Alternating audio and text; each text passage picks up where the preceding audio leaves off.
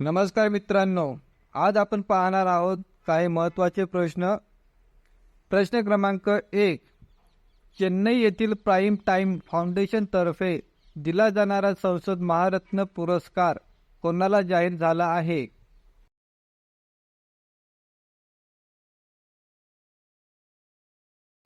उत्तर सुप्रिया सुळे यांना.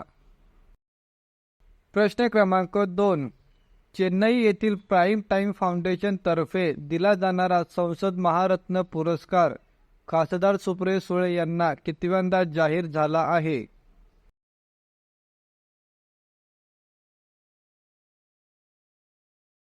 उत्तर दुसऱ्यांदा. प्रश्न क्रमांक 3. चेन्नई येथील प्राईम टाईम फाउंडेशनतर्फे संसद महारत्न पुरस्कार दर किती वर्षांनी देण्यात येतो?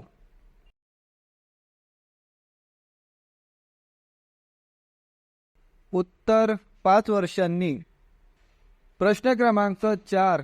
महाराष्ट्र सरकारने राज्यातील शासकीय वसतिगृहात प्रवेश न मिळालेल्या इतर मागासवर्गीय विद्यार्थ्यांसाठी कोणती योजना राबविण्याचा निर्णय घेतला आहे?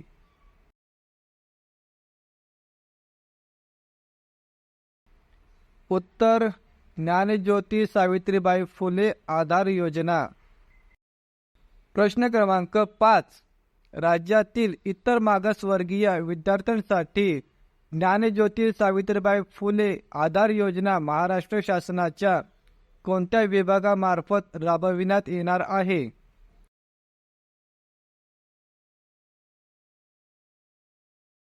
उत्तर इतर मागास बहुजन कल्याण विभाग. प्रश्न क्रमांक 6. महाराष्ट्र फाउंडेशनतर्फे दिला जाणारा साहित्य जीवनगौरव पुरस्कार कोणाला जाहीर करण्यात आला आहे?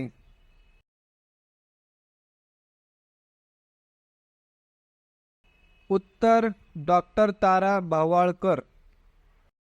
प्रश्न क्रमांक 7.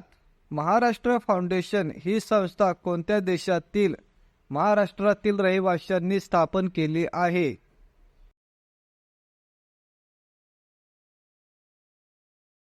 उत्तर अमेरिका देश. प्रश्न क्रमांक 8. इस्रायल आणि हमास यांच्यामध्ये सुरू असलेला संघर्ष थांबविण्यासाठी संयुक्त राष्ट्राच्या सभेत मांडलेल्या शस्त्रसंधीच्या प्रस्तावाच्या बाजूने 193 पैकी किती देशांनी मतदान केले?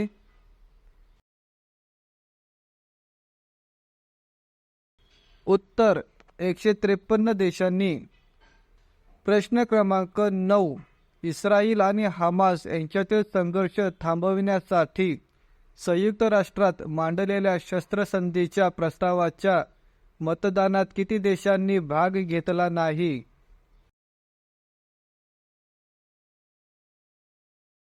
उत्तर 23 देशांनी. प्रश्न क्रमांक 10.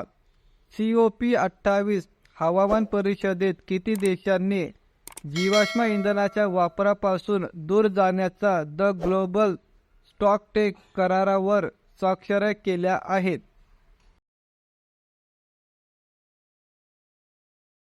उत्तर 200 देशांनी.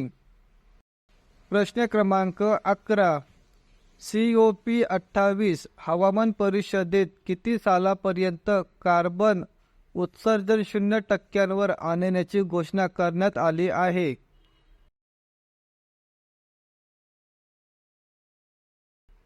उत्तर 2050 पर्यंत. प्रश्न क्रमांक 12. COP28 हवामान परिषदेत जीवाश्म इंधनाचा वापर कमी करण्यासाठी कोणता करार करण्यात आला आहे?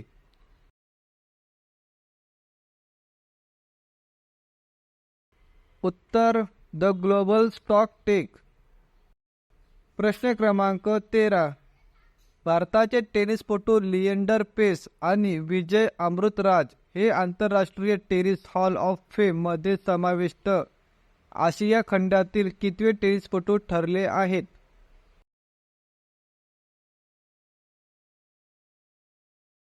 उत्तर पहिले टेनिसपटू. प्रश्न क्रमांक 14. आंतरराष्ट्रीय टेनिस हॉल ऑफ फेमच्या यादीत समावेश होणारा भारत कितवा देश आहे?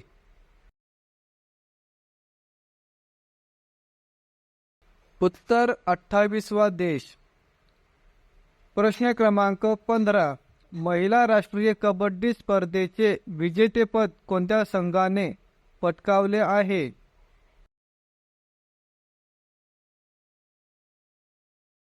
उत्तर हिमाचल प्रदेश. प्रश्न क्रमांक 16. हिमाचल प्रदेशने कितव्यांदा महिला राष्ट्रीय कबड्डी स्पर्धेचे विजेतेपद पटकावले आहे?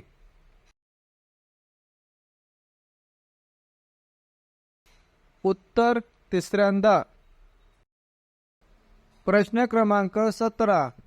महिला राष्ट्रीय कबड्डी स्पर्धेत महाराष्ट्र राज्याच्या संघाने कोणते पदक जिंकले आहे?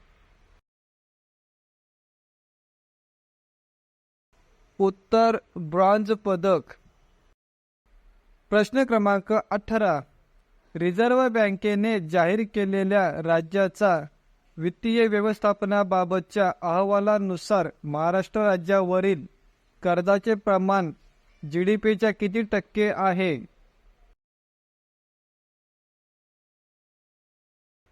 उत्तर 18%. प्रश्न क्रमांक 19. आरबीआयने प्रसिद्ध केलेल्या अहवालानुसार राष्ट्रीय पातळीवर कर्जाचे सरासरी प्रमाण जीडीपीच्या किती टक्के आहे?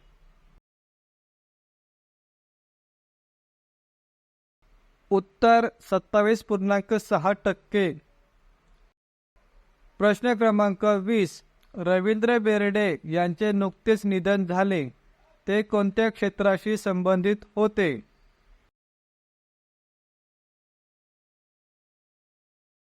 उत्तर अभिनय.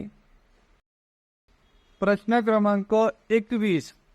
कोणता क्रिकेट खेळाडू नोव्हेंबर महिन्यातील ICC men player of month ठरला आहे?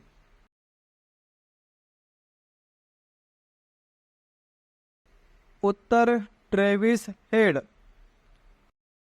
प्रश्न क्रमांक 22. आयसीसीची नोव्हेंबर महिन्यातील women's player of the month ठरलेली नाहिदा अख्तर कोणत्या देशाची खेळाडू आहे?